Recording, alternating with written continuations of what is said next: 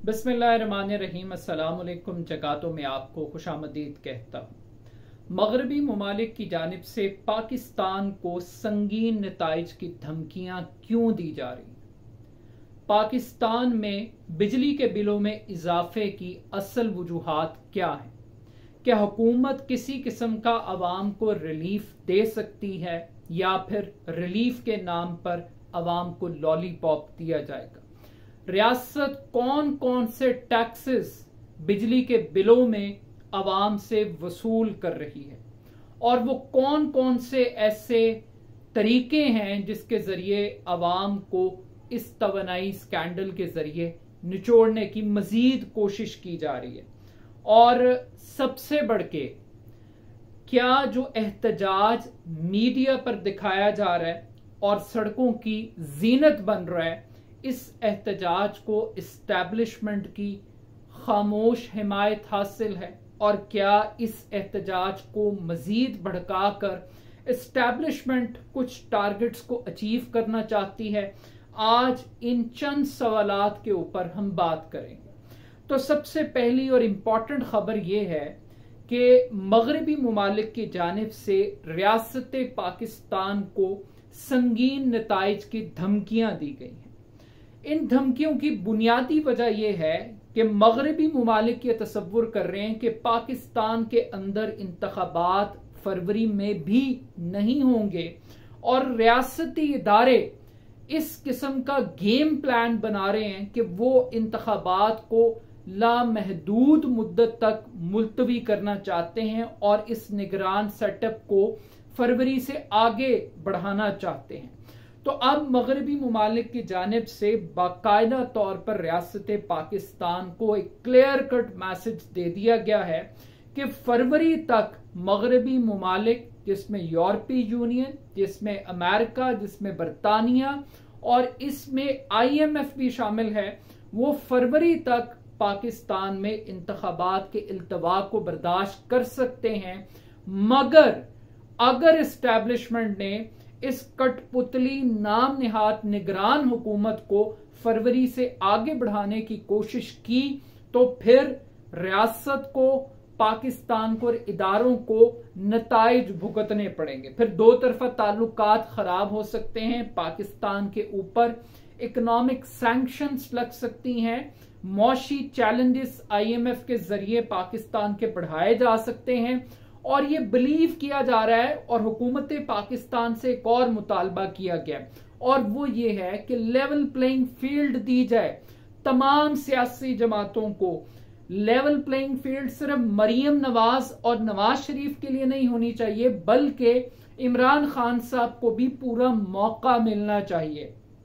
अब ये मगरबी ममालिक रियासत को पैगाम दे रहे हैं और ये पैगाम भी दिया गया है कि जो क्रैकडाउन किया जा रहा है और लोगों को जेलों में बंद किया जा रहा है, आजादी इजहार पर जिस किस्म की पाबंदी लगाई जा रही है, अगर यही रवैया और एप्टीट्यूड रहा तो फिर मगरबी ममालिक पाकिस्तान के हवाले से सख्त फैसले करने पर मजबूर होंगे।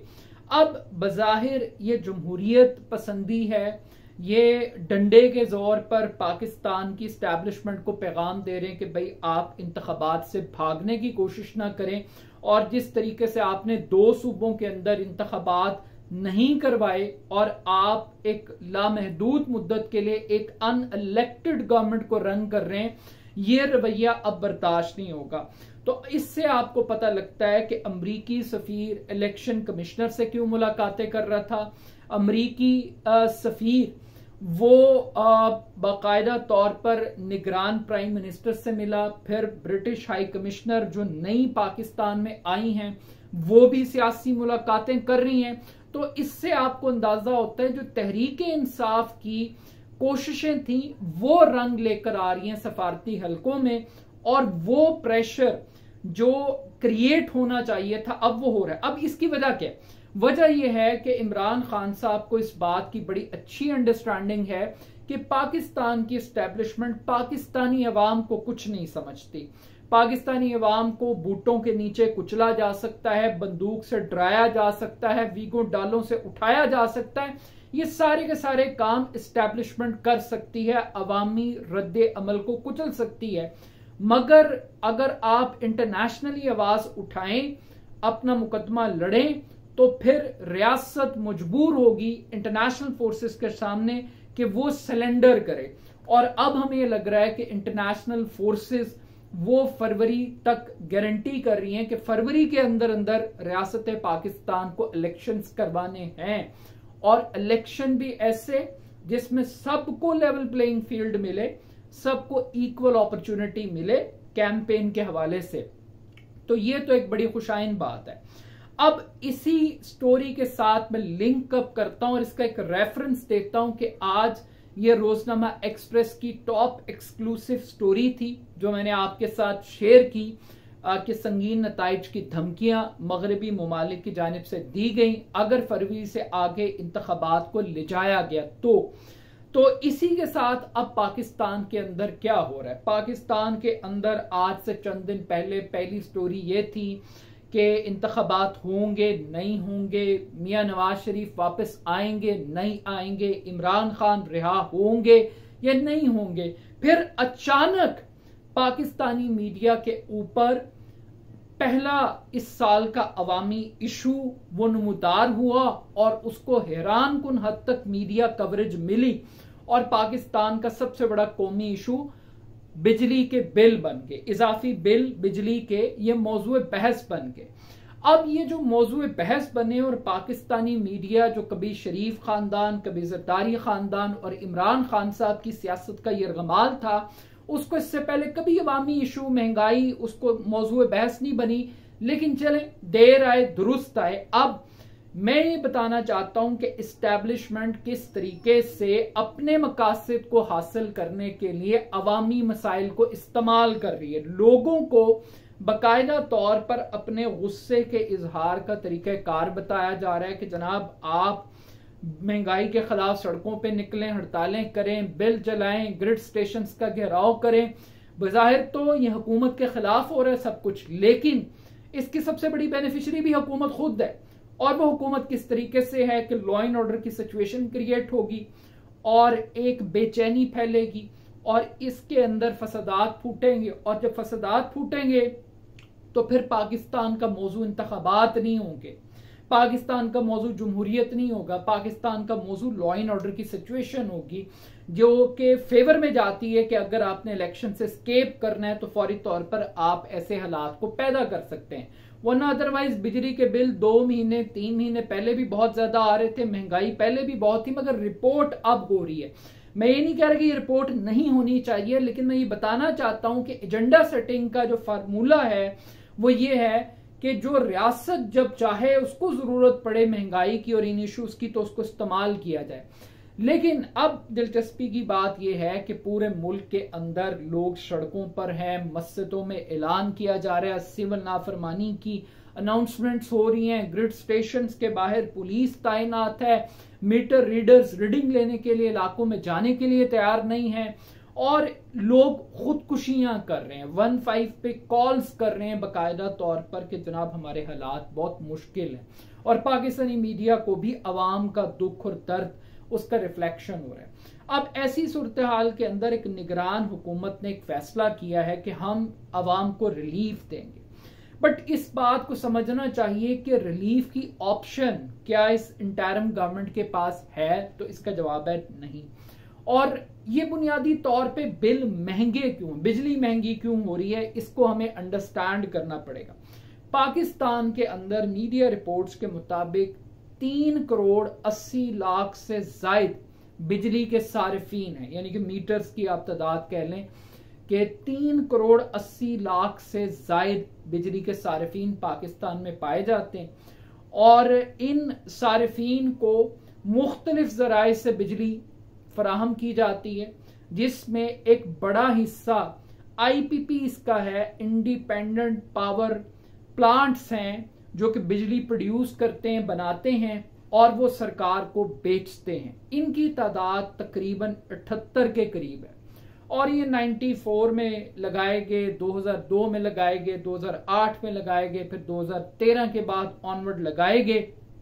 इन IPPs के साथ हुकूमत पाकिस्तान ने जो एग्रीमेंट साइन किए उसके अंदर हुकूमत ने यह तय किया कि IPPs के साथ कैपेसिटी चार्जेस वो पे करेगी गवर्नमेंट पाकिस्तान। अगर आप बिजली खरीदें ना खरीदें, आपको जो पावर प्लांट्स को चलाने की जो कॉस्ट है वो आपको पे करनी पड़ेगी, भले आप बिजली इस्तेमाल करें ना करें, और वो भी आपको डॉलर्स में करनी पड़ेगी।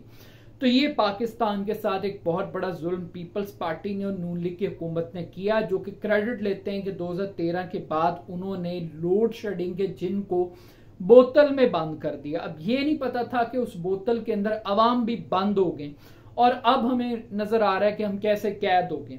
तो अब IPPs को आपने डॉलर के हिसाब से पेमेंट करनी है। बिजली की कीमत इतनी नहीं है जितनी आप कैपेसिटी चार्जेस पे करें। एक बिजली के बिल पर तकरीबन 14 के करीब टैक्सेस एक आम आदमी पे करता है। कायमा कमेटी क्लेम करती है कि ये टैक्सेस बुनियादी तौर पे 7 हैं और इनको 2-3 मरतबा वसूल करके 14 तक पहुंचा दिया जाता है। और इसके अंदर सबसे पहले GST है, फ्यूल एडजस्टमेंट चार्जेस के नाम पर टैक्स वसूल किया जाता है, फिर इसके बाद रेडियो की फीस है, टीवी की फीस है, फिर इसमें इनकम टैक्स है, विद होल्डिंग टैक्स है। तो इस किस्म के टैक्सेस हैं जो बिजली की कीमत के अलावा इजाफी तौर पर इन बिलों में मौजूद हैं, और इसकी वजह से जो बिजली का बिल है वो 60% कंज्यूम होता है टैक्सों की मद में। अब जब IPP से आप बिजली प्रोड्यूस करते हैं वो ऑलरेडी महंगी बिजली बनती है। इसके बाद फिर पाकिस्तान के अंदर फर्नेस ऑयल के जरिए बिजली बन रही है, कोयले के जरिए बन रही है, RLNG LNG के जरिए बन रही है, और फिर कुछ सोलर के जरिए भी है, कुछ विंड एनर्जी के जरिए, और फिर कुछ डैम के जरिए। दुनिया भर में सबसे सस्ती जो बिजली है वो डैम्स के जरिए प्रोड्यूस होती है, जिसमें पानी का जखीरा भी है और फिर बिजली का फायदा भी है। मगर पाकिस्तान में 60s के बाद किसी ने डैम पॉलिसी के ऊपर फोकस नहीं किया। इमरान खान साहब ने किया था, साकिब निसार साहब ने कोशिश की थी, और डैम वाले बाबा जी और फंड और फिर सियासत की नजर सारा मामला हो गया। पीपल्स पार्टी ने आज तक कालाबाग डैम बनने नहीं दिया, और यही वजह है कि आज सस्ती बिजली पाकिस्तान के अंदर प्रोड्यूस नहीं हो रही। इसके अलावा पहला इशू तो ये आ गया कि जनाब IPP इसका एक बहुत बड़ा प्रॉब्लम है। दूसरा मसला पाकिस्तान के अंदर बिजली चोरी का है, ये बहुत बड़ा मसला है। कुंडे डायरेक्ट लगाए जाते हैं, कई इलाके ऐसे हैं जो मुकम्मल तौर पर बिजली का बिल नहीं देते। अब यहां पर पावर डिवीजन ने कल ये बात बताई, इंकशाफ किया कि आजाद कश्मीर की गवर्नमेंट हुकूमत पाकिस्तान से जो बिजली लेती है वो सारिफीन से पैसे वसूल करके रियासत पाकिस्तान को पे नहीं करती। पूरा आजाद कश्मीर वो हुकूमत पाकिस्तान को बिजली के पैसे नहीं देता, नंबर 1। इसके बाद फाटा और कोयटा 29,000 ट्यूबवेल्स ऐसे हैं जो मुकम्मल तौर पे इलेक्ट्रिसिटी का बिल नहीं देते। ये छोटी छोटी वारदातें हैं जो मैं आपको बता रहा हूं बिजली चोरी के हवाले से। इसके बाद पाकिस्तान के अंदर तकरीबन 2 लाख से जायद सरकारी मुलाजिम ऐसे हैं जो फ्री ऑफ कॉस्ट बिजली के यूनिट्स को इस्तेमाल कर रहे हैं, और इन यूनिट्स की जो तादाद है वो तकरीबन 34 करोड़ बनती है। ग्रेड 1 से लेके ग्रेड 22 तक 34 करोड़ यूनिट ये कंज्यूम किए जाते हैं। अब हुकूमत पाकिस्तान को रिलीफ के नाम पे कहा जा रहा है कि आप ग्रेड 17 से लेके 21 तक के अफराद के यूनिट्स खत्म कर दें, लेकिन इनको इलेक्ट्रिसिटी अलाउंस दे दें, यानी आप पैसे दे दें या यूनिट दे दें, बात तो एक ही। अच्छा, ये जो 34 करोड़ यूनिट हैं, मजमूई तौर पे इनकी जो कीमत बनती है सालाना वो तकरीबन 12.5 अरब रुपए के करीब बनती है। 1 अरब 1.25 अरब रुपया तकरीबन बनता है ग्रेड 17 से 21 तक के अफराद का, और ग्रेड 1 से लेके 16 तक जो अफराद हैं तकरीबन वो 11 अरब रुपए की बिजली कंज्यूम करते हैं। अब ये जो 11 अरब या 12 अरब रुपया आप टोटल ये इस कंजम्पशन को खत्म भी कर दें, तब भी आप कोई बड़ा रिलीफ नहीं दे सकते। आपको जहां पे सबसे बड़ा खांचा लगाना है वो IPPs हैं, उनके साथ आपको एग्रीमेंट दोबारा से साइन करने पड़ेंगे। वो जो डॉलर्स में आपने मुआहदे किए हैं उनको रुपयों में लाना पड़ेगा, और जो कैपेसिटी चार्जेस हैं उसको मशरूत करना पड़ेगा कि अगर हम बिजली जितनी खरीदेंगे, जितनी हमें जरूरत होगी, हम उसी के पैसे देंगे। एक्स्ट्रा कैपेसिटी आपकी है या नहीं है, हम उसके पैसे नहीं देंगे। फिर इसके बाद लाइन लॉसेस हैं और ट्रांसमिशन लाइंस बड़ी पुअर हैं, कभी बिजली के निज़ाम के ऊपर पैसे नहीं खर्च किए, और उसकी रीज़न यह है कि सालाना तकरीबन 500 अरब रुपए से जायद लॉसेस करता है पाकिस्तान का इलेक्ट्रिक सिस्टम सारे का सारा। तो ये वो बुनियादी चैलेंजेस हैं कि पाकिस्तान को इस वक्त ज़रूरत है डैम्स की, पाकिस्तान को ज़रूरत है इस वक्त सोलर एनर्जी की, पाकिस्तान को ज़रूरत है विंड एनर्जी की, रिन्यूएबल जो एनर्जी के जितने सोर्सेज हैं हमें उस पर जाना है। अब हो ये रहा है कि फर्नेस ऑयल, चूंकि पेट्रोलियम प्राइसेस बढ़ती हैं तो फिर फ्यूल महंगा होता है और कॉस्टिंग बढ़ जाती है, और फिर जब आप इंपोर्ट करते हैं और फिर वो डॉलर्स के अंदर आपको पे करना पड़ता है तो डबल ट्रिपल लॉस होता है। तो रियासत पाकिस्तान को still at the end of the day पूरा स्ट्रक्चर बदलने की जरूरत है। जब तक आप स्ट्रक्चर को नहीं बदलेंगे तब तक ये प्रॉब्लम सॉल्व नहीं होगा। लेकिन इससे आगे बढ़कर मैं एक और बात आपके साथ शेयर करना चाहता हूं कि आप हैरान होंगे कि अवाम बगैर किसी क़यादत के सड़कों पे निकल रहे हैं।